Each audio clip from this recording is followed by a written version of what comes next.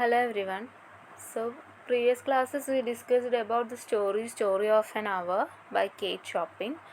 Then we discussed about the symbolism and literary devices in this story, etc. So now we are moving to the question answer section in your textbook. So the first question is, why was great care taken in breaking the news of her husband to Mrs. Mallard? So എന്തുകൊണ്ടാണ് great care കൊടുക്കേണ്ടി വന്നത്? Because Mrs Mallard was afflicted with great heart trouble.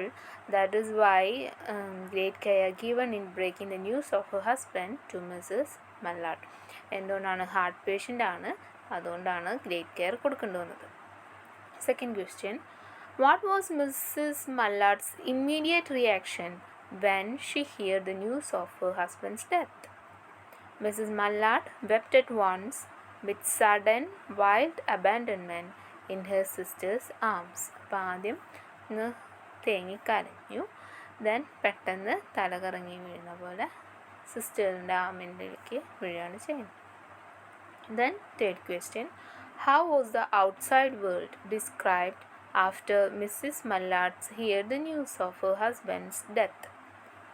Answer, the top of trees, those were all aqua with a new spring life. The delicious breath of rain was in the air. A peddler was crying his wares. From long distance someone was singing, and countless sparrows were twittering in the east. So ആൾക്ക് എന്താണ്, new spring ലൈഫാണ് കാണുന്നത്. It means the new life in front of Mrs Mallard എന്ന് വേണമെങ്കിൽ പറയാം. അതായത് freedom കിട്ടുന്നു, ആ ഒരവസ്ഥ. സോ ഇവൾക്ക് ഇപ്പോൾ എന്താണ്, each and every minute things ഒക്കെ അവൾക്ക് എന്ത് ചെയ്യാൻ പറ്റുന്നുണ്ട്. Xi can observe and she can listen etcetera. അപ്പോൾ അവൾക്ക് കുറച്ചുകൂടി സ്വാതന്ത്ര്യം കിട്ടിയെന്നാണ് ഇവിടെ ഉദ്ദേശിക്കുന്നത്. Comment on the symbols of the open window. The open window before which she stands is a symbol of the freedom, the experience upon hearing that her husband has died. Husband മരിച്ചു എന്ന് പറഞ്ഞപ്പോൾ ആൾക്ക് കിട്ടാൻ പോകുന്ന ആ ഒരു ഫ്രീഡത്തിനെയാണ് ഇവിടെ open വിൻഡോയിലൂടെ പറയുന്നത്. Next question, which were the words whispered by her when she sat herself? Free, free, free, and then free body and free soul were the words whispered by her. Freedom അല്ലെങ്കിൽ free free free, free body and soul free, അതാണ് അവൾ whisper ചെയ്തത്. Six question, how did Brently Richard എന്നുള്ള word അവിടെ ഇല്ല. How did Brently escape the railroad accident? Brently escaped the railroad accident because he had been far away from the scene of accident. ആ ഭാഗത്ത് ഉണ്ടായിരുന്നില്ല, അവിടുന്ന് ദൂരെയായിരുന്നു നിന്നിരുന്നത്. ഇനി seventh question, what is the climax of the story of an hour? Climax ആണ് ചോദിക്കുന്നത്. The climax is Brently Mallard opens the door and walks into the house on seeing his alive Mrs. Mallard's getting heart attack and die on the spot. അപ്പോൾ climax ഇതാണ്, മരിച്ചു എന്ന് പറഞ്ഞ husband തിരിച്ചു വരുന്നു, door തുറന്നു വരുന്നു, ആൻഡ് ഹൗസിലോട്ട് കയറുന്ന സമയത്ത് മിസ്സിസ് മല്ലാഡ് സ്റ്റെയർ ഇറങ്ങി വരുന്നുണ്ടായിരുന്നു. സോ അത് കണ്ടതും ആൾക്ക് അറ്റാക്ക് വന്നിട്ട് മരിക്കുകയാണ് ചെയ്യുന്നത്. Eighth question, explain she had died of heart disease of joy that kills. It is assumed that she died of the joy that kills. The witnesses assume she was so happy to see her husband alive that she died of this shock. Readers know that she is shocked to learn that the future that she had just dreamed of all sort of days that would be her own will now be impossible. അപ്പോൾ കണ്ട് നിൽക്കുന്നവർ വിചാരിച്ചു husband തിരിച്ചു വന്നു എന്നുള്ള ഒരു സന്തോഷത്തിലാണ് അവൾക്ക് ഹാർട്ട് അറ്റാക്ക് വന്ന് മരിച്ചത് എന്ന്. ബട്ട് റീഡേഴ്സിന് മനസ്സിലായി അതല്ല, ഇത്രയും നേരം അവൾ സ്വപ്നം കണ്ട ആ ഒരു freedom, the new way of life, അത് പെട്ടെന്ന് ഇല്ലാതെയാവാന്ന് പറഞ്ഞിട്ടുള്ള ആ ഒരു വിഷമത്തിലാണ് അവൾക്ക് അറ്റാക്ക് വന്ന് മരിച്ചു പോയത്. Next, we move on to the paragraph questions. The treatment of gender in the story of an hour. Kate Chopin's story of Mrs. Mallard's 1 Hour of Freedom defines the repression of a woman under patriarchy and the potential of this female outside of such a restrictive structure of principles and ideals. So ഇവിടെ പറയുന്നത് കേറ്റ് ചോപ്പിൻ്റെ ഈ story of an അവർ എന്ന് പറയുന്നത് എന്താണ്? The 1 hour of freedom. Husband മരിച്ചു എന്ന് കേട്ടിട്ട് അവിടെ മുതൽ പിന്നെ ഹസ്ബൻഡ് വരുന്നത് വരെ, അതായത് റിട്ടേൺ ആയിട്ട് വീട്ടിലോട്ട് വരുന്നത് വരെയുള്ള ആ ഒരു അവറിലുള്ള സ്വാതന്ത്ര്യത്തെക്കുറിച്ചാണ് പറയുന്നത്. സോ ഇങ്ങനെ ഈ ഒരു സ്റ്റോറി എഴുതാനുള്ള കാരണം എന്താണ്? The problems that faced by the womens in the patriarchal society. Men dominated സൊസൈറ്റിയിൽ അവർ ഫേസ് ചെയ്യുന്ന പ്രശ്നങ്ങളെയൊക്കെയാണ് അവിടെ പോർട്രേ ചെയ്യുന്നത്. The story focuses on the treatment of gender in society and more specifically after marriage. The story provides a proper definition of what it means to be free and happy.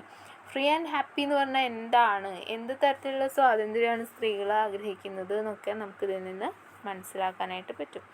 Mrs. Mallard represents the numerous women who silently bear the feelings of being trapped in marriage. അപ്പോൾ മാരേജിൽ trapped ആയിട്ടുള്ള വിമൻസിൻ്റെ feelings ഒക്കെയാണ് ഇവിടെ പറയുന്നത്. Mrs. Mallard feels a growing sense of autonomy and worth as she has been given independence and control of her life by the news of her husband's death. Louise Mallard, who has a working husband who seems to love her, she has every material things she could want. However, it is not until she receives the news of Brindley Mallard's death that she starts to realize she has been given a great gift of freedom, and she had not even known it was out there, had not understand what she had been living without all this year. അപ്പോൾ ഇവിടെ പറയുന്നത് ഈ ബ്രൻലി mallard എന്ന് പറഞ്ഞ ഒരു സ്നേഹമില്ലാത്തൊരു ഹസ്ബൻഡൊന്നല്ല, അവൾക്ക് എല്ലാ material തിങ്സും അവിടെ അവൈലബിൾ ആയിരുന്നു. അവൾക്ക് സ്നേഹം ഉണ്ടോ എന്ന് ചോദിച്ചാൽ അവിടെ സ്നേഹമുണ്ട്, അവൾ ചോദിച്ച സാധനങ്ങൾ വാങ്ങിച്ചു കൊടുക്കുന്നുണ്ടോ, വാങ്ങിച്ചു കൊടുക്കുന്നുണ്ട്. അതൊന്നും അല്ലാണ്ട് പുറത്തോട്ടുള്ളൊരു ഔട്ട്സൈഡ് ഫ്രീഡം എന്ന് പറഞ്ഞിട്ടുള്ള സാധനം അവൾക്ക് അവിടെ കിട്ടിയിരുന്നില്ല. അപ്പോൾ ഈ ഹസ്ബൻഡിനെ മരിച്ചു എന്നുള്ള വാർത്ത കേൾക്കുമ്പോഴാണ് ലൂയിസി മല്ലാർഡ് മനസ്സിലാക്കുന്നത് ഇങ്ങനെയും ഒരു ഫ്രീഡം, എനിക്ക് ഇതുവരെ കിട്ടാത്ത ഒരു ഫ്രീഡം ഇവിടെ ഉണ്ടായിരുന്നു. അങ്ങനെ റിയലൈസ് ചെയ്യുന്നതായിട്ട് നമുക്ക് കാണാനായിട്ട് പറ്റും. The next question is Chopin's treatment of marriage and family. The short story focuses on the treatment of marriage and family, more specifically women's identity after her marriage. Women were owned by their husbands and had no control over their own lives. And the protagonist's oppression is shown in the first sentence, where she is named Mrs. Mallard. She is only referred to as the wife of Brindley Mallard. Later, as she is processing the death of her husband, she recognized her name Louise, which men and women believe they have a right to impose a private will upon a fellow creature. അപ്പോൾ നമുക്ക് സ്റ്റാർട്ടിങ്ങിൽ തന്നെ Mrs mallard എന്ന് പറയുന്നതിലൂടെ തന്നെ ആ ഒരു oppression മനസ്സിലാക്കാൻ സാധിക്കും. സ്വന്തം പേര് പോലും പറയാൻ പറ്റാത്തൊരവസ്ഥയാണ് ഇവിടെ ഉള്ളത്. മല്ലാർഡിൻ്റെ വൈഫ് അങ്ങനെയാണ് അറിയപ്പെട്ടിരുന്നത്. ദെൻ ഹസ്ബൻഡ് മരിച്ചപ്പോഴാണ് എൻ്റെ പേര് ലൂയിസി എന്നാണ് എന്നുള്ളൊരു കാര്യം കൂടി അവൾക്ക് ഓർമ്മ വരുന്നത്. She admits that her husband was not really cruel to her, but the fact is that she had lost her identity and will after her marriage. ഇപ്പോൾ ഇവിടെ പറയുന്നുണ്ട്, ഇവിടെ Mallard, Brently Mallard was not cruel, ഭയങ്കര lovable ആണ്. But എന്താണ് സംഭവിച്ചത്? She lost her identity, Louise എന്നുള്ളൊരു ഐഡൻറ്റിറ്റിയാണ് അവിടെ പോയിട്ടുണ്ടായിരുന്നത്. And then the conclusion of the story hits home the tragedy of Mrs. Mallard's role as a woman when again the existence of her husband deprives her of life. അപ്പോൾ last ഒരു ട്രാജഡിയാണ്. എന്താണ്? Husband തിരിച്ചു വന്നു. So she need to move back to the previous life എന്ന് വേണമെങ്കിൽ പറയാം. അതായത് ലൂയിസി എന്നുള്ള പേര് വീണ്ടും അവൾക്ക് നഷ്ടപ്പെടുന്നു. മിസ്സസ് മല്ലാർഡ് എന്നുള്ള ആ ഒരു പൊസിഷനിലോട്ട് വീണ്ടും തിരിച്ചു വരുന്നു. Next question, the character of Louise Mallard. In the beginning of the story of an hour, Mrs. Mallard is known simply by her married name. നമ്മൾ ഓൾറെഡി പറഞ്ഞു. A wife who suffers from heart trouble. She is described as young, with a fair, calm face, whose lines bespoke repression and even a certain strength. When Mrs. Mallard learns of her husband's death, she becomes Louise, a woman aware of her own desires, enjoying the prospects of being freed from the confines of marriage. Only a woman who had looked to find her own purpose in life, as Chopin was forced to do, would be able to verbalize the irony that Lucy dies not because she is weak. She dies from the devastations of knowing freedom for an hour and realizing it has been snatched from her hands, so that she must now return to her life of purposelessness. More accurately, she died not from a weak heart in the face of joy, but from a broken heart of loss of joy. അപ്പോൾ ഈ ലൂയിസി എന്നുള്ളൊരു പേര് നഷ്ടപ്പെട്ടിരിക്കുകയായിരുന്നു. Husband മരിച്ചു എന്ന് കേട്ടപ്പോൾ ആ ലൂയിസി എന്നുള്ള പേര് തിരിച്ചു കിട്ടുകയും അവൾ എല്ലാ കാര്യങ്ങളും എൻജോയ് ചെയ്യാൻ തുടങ്ങുകയും ചെയ്തിരുന്നു. സോ പെട്ടെന്നാണ് മനസ്സിലാവുന്നത് ഹസ്ബൻഡ് തിരിച്ചു വന്നു. So she realise that the freedom she got in an hour was gone. അതുപോലെ തന്നെ പിന്നെന്താണ് പിന്നെ ആലോചിക്കുകയാണ് she must return to the old life. അപ്പോൾ അവൾ മരിച്ചു പോവാണ്. എല്ലാവരും വിചാരിക്കുന്നത് എന്താണ്, സന്തോഷം കൊണ്ടാണെന്നാണ്. But actually the loss of joy, അവൾ ആ ഫ്രീഡം നഷ്ടപ്പെട്ടു എന്നുള്ള വിഷമത്തിലാണ് അവൾ മരിക്കുന്നത്. ഇനി next question, the thoughts that flashed through Mrs. Mallard's mind after realizing her husband's death. So thoughts എന്ന് പറയുന്നത് she feels numb and shock ആവാണ്. ദെൻ ലേറ്റ് അവൾ റൂമിലോട്ട് പോയിട്ട് ഇരിക്കുന്നു. അപ്പോൾ അവൾ റൂമിലോട്ട് ഒറ്റയ്ക്ക് ഇരുന്ന് അവൾ ആലോചിക്കുമ്പോഴാണ് അവൾ എന്ത് ചെയ്യുന്നത്, ആ ഓപ്പൺ വിൻഡോയിലോടുകൂടെ she notices the beautiful thriving natural world outside her window and she begins to feel hopeful. Then she thinks about how much time she will have for herself and now that she has no husband. അപ്പോൾ അവൾക്ക് കിട്ടുന്ന ഒരു freedom, പുറത്തെ കാഴ്ചകളെല്ലാം അവൾക്ക് ആസ്വദിക്കാൻ പറ്റുന്നുണ്ട്. So she said free അങ്ങനെ free എന്ന് പറയുന്നു. ദെൻ കുറച്ച് വേണ്ടി ആലോചിച്ച് കഴിഞ്ഞതിന് ശേഷം free body and soul free എന്ന് പറയുന്നു. അപ്പോൾ അവൾക്ക് ഇതുവരെ കിട്ടാതിരുന്ന ആ ഒരു ഫ്രീഡമാണ് കിട്ടുന്നത്. ബട്ട് ഹസ്ബൻഡിനെ കുറിച്ച് പറയുന്നുണ്ട് വീണ്ടും ഹസ്ബൻഡ് ഇസ് നോട്ട് ക്രൂവൽ, അവൻ അബ്യൂസ് ചെയ്യുന്ന ആളൊന്നുമല്ല. ഇവൾക്ക് വേണ്ട സാധനങ്ങളൊക്കെ വാങ്ങിക്കൊടുക്കുന്നുണ്ട്, സ്നേഹമുണ്ട്. പക്ഷേ ഇവളുടെ ഐഡൻറ്റിറ്റി പോയി.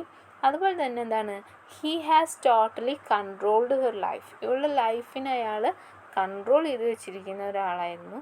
സോ അതുകൊണ്ട് തന്നെ മരിച്ചു എന്ന് കേട്ടപ്പോൾ ഒരു ഫ്രീഡം കിട്ടിയ ആ ഒരു മൊമെൻ്റ് ആയിരുന്നു അവൾക്ക് ഉണ്ടായത്.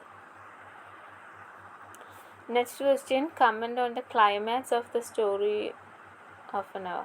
So the end of the story, Louise is much looking forward to the future as a window. As she leaves her room to go downstairs, Brindley Mallard opens the door and walks into the house. അപ്പോൾ ഇവിടെ ഉണ്ടാവുന്നത് ലൂയിസി ഫ്യൂച്ചറിനെ കുറിച്ച് കുറേ സ്വപ്നങ്ങൾ നെയ്ത് കൂട്ടുകയാണ്. അതും ആ window it's showing her future, her new life. അപ്പോൾ താഴെ ഇറങ്ങി വന്നപ്പോൾ കാണുന്നത് ബ്രെൻഡ്ലി മല്ലാർഡിനെയാണ്. There was a mistake and he was not on the train. Louise dies in shock and ironically it is assumed that she died of the joy that kills. The witness assumes she was so happy to see her husband alive that she died of the shock. അപ്പോൾ എല്ലാവരും വിചാരിച്ചത് ഹസ്ബൻഡിനെ കണ്ട ആ ഒരു സന്തോഷത്തിൽ മരിച്ചു എന്നാണ്. But readers know that she is shocking to learn that the future that she had just dreamed of, all sorts of days that would be her own, will never be possible. അപ്പോൾ പറയുന്നത് ഇനി ഞാൻ സ്വപ്നം കണ്ട കാര്യങ്ങളൊന്നും possible ആവില്ലല്ലോ എന്നുള്ള ആ ഒരു ദുഃഖത്തിലാണ്, ആ ഒരു ഷോക്കിലാണ് ലൂയിസി മരിക്കുന്നത്. Then next is the essay question. Kate Chopin's The Story of an Hour is an attempt to highlight infinite oppressiveness of marriage. So essay എഴുതുമ്പോൾ നമ്മൾ എപ്പോഴും ശ്രദ്ധിക്കേണ്ട കാര്യം, first we need to mention something about the author, the important things about the author. അപ്പോൾ Kate ചോപ്പിനെ കുറിച്ച് എഴുതണം. Then short story or the story of an hour, അതിൻ്റെ ഒരു ഇൻട്രോ കൊടുക്കുകയാണ് വേണ്ടത്. സോ നമ്മൾ ആദ്യ തീസിസ് സ്റ്റേറ്റ്മെൻറ്റ് പോലെ the story tells about the reality facing by married women who were not masters of their fate and they relied on their husbands for financial support and were expected to do a great deal in return. So we see that the problems lies not with the individuals but with marriage itself. Even if the husband is kind, even if he means well, he still has the power in the relationship. ഇപ്പോൾ ഇവിടെ പറയുന്നത് husband ഓക്കെയാണ്, lovable ആണ്, caring ആണ്, എന്തൊക്കെയായാലും അവിടെ എന്നാലും ഒരു ഹസ്ബൻഡിൻ്റെ ഒരു ഡോമിനേഷൻ, ഒരു പവർ നമുക്ക് കാണാനായിട്ട് പറ്റും. Therefore, the wife is always the lesser party and she always must bend to his will and she must live for him rather than for herself. A feminist critic shows how marriage does not allow this woman to feel any sense of freedom or individuality. Bringing this inequality between genders to the forefront is one of the main goals of the story. This short story focuses on the treatment of marriage and family, more specifically women's identity after her marriage. So ഇതിൽ themes ആണ് പിന്നെ identify ചെയ്തിട്ടുള്ളത്. But സ്ത്രീകൾ അനുഭവിക്കുന്ന പ്രശ്നങ്ങൾ, അവർ identity crisis, ഇതൊക്കെയാണ് തീംസായിട്ട് വരുന്നത്. Then the protagonist's oppression is shown in the first sentence where she named Mrs. Mallard. She is only referred to as the wife of Brindley Mallard. പിന്നെ ആ പേരിനെ ശ്രദ്ധിക്കാം, മിസ്സിസ് മല്ലാഡ് എന്നാണ് അവിടെ ഹൈലൈറ്റ് ചെയ്ത് കൊടുത്തിട്ടുണ്ട് വിത്ത് അപ്പോസ്ട്രഫി. അതായത് മല്ലാഡിൻ്റെ വൈഫ് അങ്ങനെയാണ് അറിയപ്പെട്ടിരുന്നത്. ലൂസി എന്നുള്ളൊരു ഐഡൻറ്റിറ്റി അവിടെ ഇല്ല. ദെൻ ഹസ്ബൻഡിൻ്റെ ഡെത്ത് കേട്ടോട് കൂടിയിട്ടാണ് she regained her name Louise. Then she admits that her husband was not really cruel to her, but the fact is that she had lost her identity and after her marriage. Then in the conclusion of the story, Mrs. Mallard's role as a wife starts again. അപ്പോൾ കൺക്ലൂഷനിൽ വീണ്ടും ആ wife എന്നുള്ള ഒരു role തിരിച്ചു വരികയാണ് ചെയ്യുന്നത്. അത് നമുക്ക് കാണാൻ പറ്റും. അതായത് ഹസ്ബൻഡിൻ്റെ മരണവാർത്ത അറിയുന്നവരെ മിസ്സിസ് മല്ലാഡും, ഹസ്ബൻഡിൻ്റെ മരണവാർത്ത അറിഞ്ഞപ്പോൾ ജോസഫൈൻ ഹെർ സിസ്റ്റർ റൂമിലോട്ട് വന്നിട്ട് ഇവളെ വിളിക്കുന്നുണ്ട്. അപ്പോൾ ലൂയിസി എന്നാണ് വിളിക്കുന്നത്. അപ്പം മല്ലാഡ് എന്നുള്ള പേര് അവിടെ പോയി. അത് കഴിഞ്ഞിട്ട് അദ്ദേഹം തിരിച്ചു വന്നപ്പോൾ വീണ്ടും മിസ്സിസ് മല്ലാഡ് എന്നുള്ള ആ ഒരു പൊസിഷനിലോട്ട് അവൾ വീണ്ടും എത്തുകയാണ് ചെയ്യുന്നത്. ദെൻ ഹസ്ബൻഡിനെ കണ്ടോട് കൂടിയിട്ട് എന്ത് സംഭവിച്ചു, ഹാർട്ട് സ്റ്റോപ്പ് ചെയ്യാണ് ചെയ്യുന്നത്. എന്തുകൊണ്ടാണെന്ന് വെച്ച് കഴിഞ്ഞാൽ thought of going back to the repressive life in a male dominated society. So Louise does not die of joy. അപ്പോൾ എല്ലാവരും വിചാരിക്കുന്നത് സന്തോഷം കൊണ്ടാണ് മരിച്ചതെന്നാണ്. ബട്ട് അങ്ങനെയല്ല. at the news her husband was still alive as the doctors believed. Doctor പറഞ്ഞത് എന്താണ്, Louise മരിച്ചത് ഹസ്ബൻഡ് തിരിച്ചു എന്നുള്ള സന്തോഷത്തിലാണ്. But actually it's not true. Next question, the internal or external conflict in the story of a novel. So the fundamental conflict in Chopkin's work is the idea of what is supposed to be experienced as opposed to what is experienced. Lucy finds herself poised between these incommensurate ends when she is told of her husband's death. The socially conditioned response is for her to mourn his passing, but the personal response, which responds the essence of her conflicts, is the newly discovered freedom and sense of self that is now upon her. അപ്പോൾ ആദ്യം തന്നെ കാണിക്കുന്നത് ഇവളുടെ ഒരു experience ആണ് രണ്ട് സമയത്തും. ഇപ്പോൾ ഇവൾ ആളുകളുടെ മുന്നിൽ, അപ്പോൾ ആളുകളുടെ മുന്നിൽ എന്നോട് ഉദ്ദേശിക്കുന്നത് സോഷ്യലി കണ്ടീഷൻഡ് റെസ്പോൺസ്. അപ്പോൾ സോഷ്യലി കണ്ടീഷൻഡ് റെസ്പോൺസ് എങ്ങനെയുണ്ട്, ഷീ ഈസ് വെരി സാഡ്, മോൺ, ഭയങ്കര വിഷമിച്ചു his passing. But in personal response എന്ന് പറഞ്ഞാൽ ആ റൂമിൽ ഒറ്റയ്ക്കിരിക്കുമ്പോൾ, അതാണ് പേഴ്സണൽ റെസ്പോൺസ്. അതിലെങ്ങനെയാണ് അവൾ ന്യൂലി ഒരു കാര്യം ഡിസ്കവർ ചെയ്തു, newly discovered freedom and sense of self, അതാണ് അവിടെ കാണിക്കുന്നത്. She is happy with that things. അതായത് പേഴ്സണലി കിട്ടിയ ആ ഒരു റെസ്പോൺസിലാണ് അവൾ ഹാപ്പി ആയിരുന്നിരുന്നത്. This become a critical conflict within Louise. ഇത് തന്നെയാണ് അവളുടെ ഒരു കോൺഫ്ലിക്റ്റും. While experiencing the loss of her husband provides one set of responses, the new definition of self which awaits her gives her another set of response. അപ്പോൾ ഇവൾക്ക് 2 റെസ്പോൺസാണ് കിട്ടിയത്. ഒന്ന് ഹസ്ബൻഡിൻ്റെ ഡെത്തിലുള്ള വിഷമം, രണ്ടാമത്തത് ഇവൾക്ക് ഇനി ഭാവിയിൽ എക്സ്പീരിയൻസ് ചെയ്യാനുള്ള ഫ്രീഡം. സോ ഇവൾ ഏത് ചൂസ് ചെയ്യണം എന്നുള്ളൊരു കൺഫ്യൂഷൻ അവൾക്ക് ഉണ്ടായിരുന്നു. Then the conflict between social conditioning and personal experience represent a fundamental battle within Lucy. Then the conflict in Kate Chopin's story, The Story of an Hour, is entirely expressed through the thoughts of Mrs. Mallard. The report of her husband's death makes her, perhaps for the first time, understand how she has been feeling all this time, that self-awareness, that things too subtle and elusive to name is dominated by men. And ഇപ്പോൾ ഇവിടെ പറയാണ്, ഇവള് ഹസ്ബൻഡിൻ്റെ മരണവാർത്ത കേട്ടപ്പോൾ ഉണ്ടായിരുന്ന ആ ഒരു റിയാക്ഷൻ ആയിരുന്നില്ല അവൾ റൂമിലോട്ട് കയറിപ്പോയപ്പോൾ. സോ അവളവിടെ ഐഡൻറ്റിഫൈ ചെയ്യാണ്, സെൽഫ് ഐഡൻറ്റിഫിക്കേഷൻ അവിടെ നടന്നു കഴിഞ്ഞു.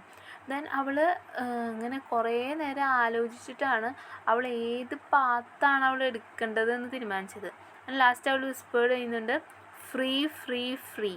അപ്പോൾ അതിലൂടെ അവൾ തീരുമാനിക്കുന്നത് she ready to accept the personal response, socially conditioned റെസ്പോൺസിനോട് പോകാൻ പറഞ്ഞ് അവൾ എന്ത് ചെയ്യുന്നു, സെൽഫ് അവെയർനെസ് അല്ലെങ്കിൽ പേഴ്സണൽ റെസ്പോൺസാണ് അവൾ എടുക്കാനായിട്ട് ഉദ്ദേശിക്കുന്നത്. That Mrs Mallard has indeed been dominated by men as the previous poster and by the rigid social conventions for women of her class at the turn of the century can be seen in how she is treated in the story. Her husband's friend in the first to hear and believe her, the news of the accident, and the one who tries to screen the husband from the wife's view. Her sister is the one who breaks the news to her and pleads to be allowed into her locked room. Everyone seems to act on her. She does almost nothing physical on her own in the story. Over the course of an hour, she moves to the shock over the loss of her husband to feeling of joy and freedom. The conflict is between social expectation as she conformed to all these years within her husband and her own needs and desires. There is nothing in the story to indicate that so has ever expressed her wants and needs in a marriage. She has rather repressed those over its course. അപ്പോൾ പറയാണ് ഈ ഒരു സ്റ്റോറിയിൽ actually ലൂയിസി മല്ലാഡ് എന്നുള്ള ആ ഒരാൾ എന്ന നിലയിലുള്ള പ്രവർത്തനങ്ങൾക്ക് പ്രശസ്തി ഇല്ല എന്നുള്ളതായിട്ട് നമുക്ക് കാണാൻ പറ്റും. അതായത് ഹസ്ബൻഡ് മരിച്ചു എന്ന് പറയുമ്പോൾ ജോസഫൈനും റിച്ചാർഡും കൂടി പറയുന്നു. സോ ദേ ആർ എക്സ്പെക്റ്റിംഗ് എന്ത്, അവൾക്ക് വിഷമാവും, അവൾക്ക് ഹാർട്ടിന് പ്രശ്നം വരും, അവളെന്തായാലും കരയും, അവളെന്തായാലും കുഴഞ്ഞു വീഴും. So society is expecting from this lady എങ്ങനെയാണ് ഒരു wife or the family women എന്നുള്ളൊരു കോൺസെപ്റ്റിലാണ് അവിടെ എക്സ്പെക്റ്റ് ചെയ്യുന്നത്. സോ ലൂയിസി ആദ്യം ഈ സോഷ്യൽ കണ്ടീഷനിങ് പോലെ അവൾ ബിഹേവ് ചെയ്തിരുന്നെങ്കിലും റൂമിൽ പോയി കഴിഞ്ഞപ്പോൾ എന്ത് ചെയ്യുന്നു, അവളെ ഐഡൻറ്റിഫൈ ചെയ്യുന്നത്, അവൾ സെൽഫ് ഐഡൻറ്റിഫിക്കേഷൻ അവളെ നടത്തി. അപ്പോൾ ഹസ്ബൻഡ് പോയപ്പോൾ അവൾക്ക് പുതിയൊരു തരത്തിലുള്ള ജോയ് ആൻഡ് ഫ്രീഡമാണ് കിട്ടുന്നത്. So her own needs and desire അനുസരിച്ച് ജീവിക്കാനുള്ള ഒരു പാത്ത് അവൾ തിരഞ്ഞെടുത്തിട്ടാണ് എന്ത് ചെയ്യുന്നത്, താഴത്തോട്ട് ഇറങ്ങി വരുന്നത്. ബട്ട് താഴത്തോട്ട് ഇറങ്ങി വന്നപ്പോൾ സംഭവിച്ചത് എന്താണ്, വീണ്ടും ആ സോഷ്യലി കണ്ടീഷൻഡ് റെസ്പോൺസ് സിസ്റ്റത്തിലോട്ട് മാറേണ്ടി വരുന്ന ഒരവസ്ഥയാണ് അവൾക്ക് ഉണ്ടായത്. അങ്ങനെയാണ് അവൾക്കത് സഹിക്കാൻ പറ്റാണ്ട് അവൾ വീണ്ടും മരിക്കുന്നത്. അപ്പോൾ ഇത്രയാണ് നമ്മുടെ സ്റ്റോറി ഓഫ് എൻ അവറിലെ ക്വസ്റ്റ്യൻ ആൻസേഴ്സ്. ഇനി next is about the title of the story.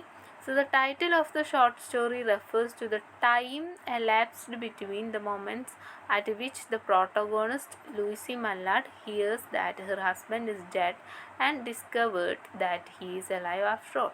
So story of an hour, 1 മണിക്കൂർ നേരത്തെ സ്റ്റോറിയാണ്.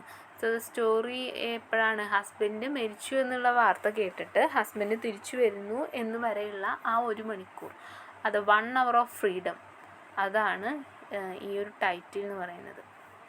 The Story of an Hour was considered controversially during the 1890s because it deals with a female protagonist who feels liberated by the news of her husband's death.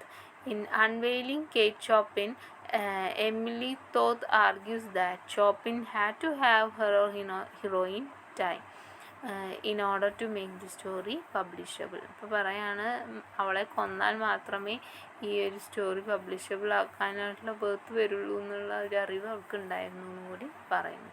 So ഇവിടെ highlight ചെയ്യേണ്ടത് the time elapsed between the moments at which the protagonist Louise Mallard hears that her husband is dead and discovered that he is alive after all.